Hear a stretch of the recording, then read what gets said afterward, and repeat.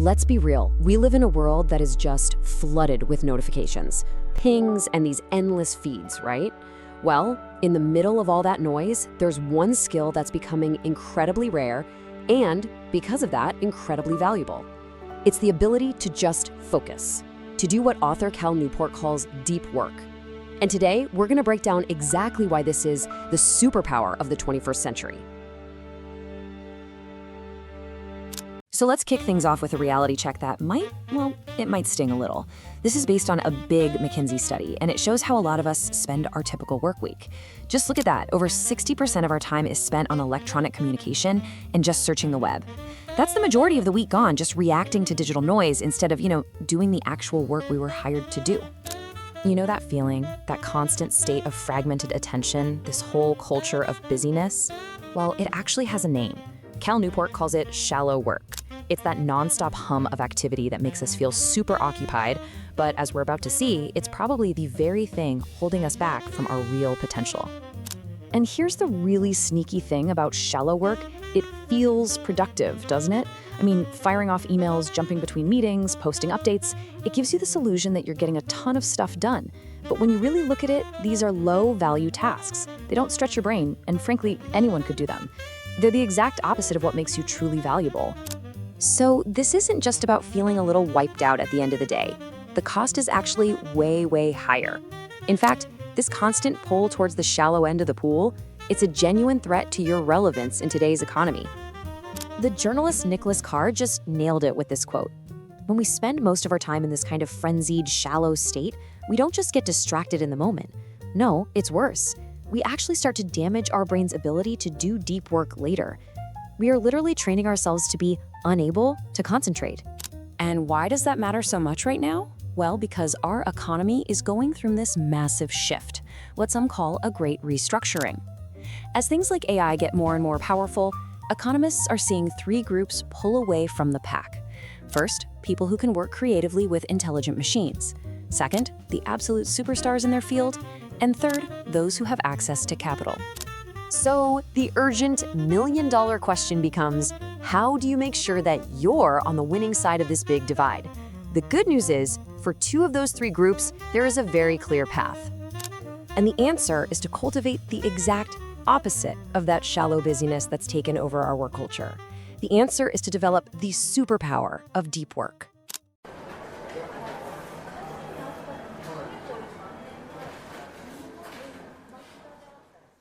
So what is deep work? It's when you are completely 100% focused, no distractions, on a single tough task. This is the zone where you create brand new value, where you actually get better at what you do, and where you do things that are really hard for other people or even machines to copy.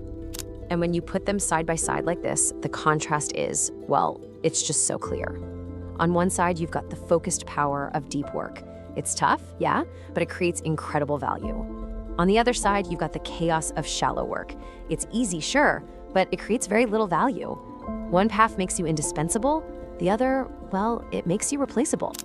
And hey, this isn't some newfangled productivity hack. A serious commitment to deep work is the common thread you see in some of history's most influential people. I mean, think about Carl Jung building a stone tower out in the woods just so he could think, or J.K. Rowling staying completely off social media while writing Harry Potter. They just got it. They understood the raw power of uninterrupted focus. To really thrive today, you basically need to cultivate two core abilities. First, you have to be able to learn complicated things fast. And second, you have to be able to produce work at an absolutely elite level. We're talking top-tier quality and at a good speed. And guess what? Both of these depend entirely on your capacity for deep work. So let's get into the nitty-gritty. Let's look at the science of why this is so powerful. Why is intense focus the magic key to unlocking these two abilities? The answer is actually in our neurology and our psychology. First up, learning. To get your head around anything truly difficult, whether that's a new programming language, a complex marketing strategy, whatever, you have to concentrate intensely without any distractions. There really are no shortcuts here. Okay, so here's what's actually happening inside your brain. When you focus intensely on one skill, you're repeatedly firing the same specific neural circuit. That repetition triggers these special cells to wrap that circuit in something called myelin. Think of it like insulation for your brain's wiring. The more myelin, the faster and more effective the signals get. You're literally building a better, faster brain for that skill. Now, working while distracted, that's like trying to insulate a dozen different wires at the same time. It's a mess, and it just doesn't work. Second, let's talk about producing top-level work. Newport gives us a simple but really powerful formula for this.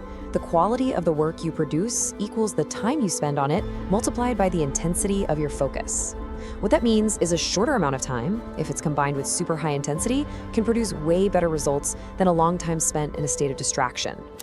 And the reason that intensity is so incredibly important is because of this concept called attention residue.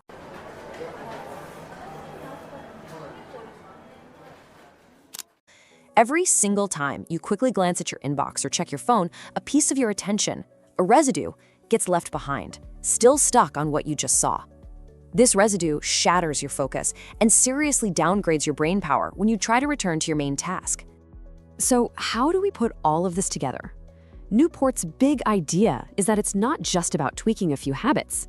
It's about fundamentally restructuring our professional lives around this core idea of depth. And this brings us to the core of the book, the deep work hypothesis. Here's what it says. The ability to do deep work is becoming harder and harder to find, at the exact same moment that it's becoming more and more valuable. So the result is that the few people who actually cultivate this skill are going to thrive. It creates this huge opportunity. But this is really important. This isn't just some cold, calculated career move. Embracing deep work is about so much more than just being productive. It's about connecting with your work in a way that creates genuine satisfaction and meaning, kind of like how a master craftsman feels when they're creating something beautiful and of high quality. Ultimately, it all boils down to this. What you pay attention to becomes your life. Your attention literally creates your reality. So in a world that offers infinite distractions, the most important choice you have is where you direct your focus. The final question then is, what kind of reality are you going to choose to build?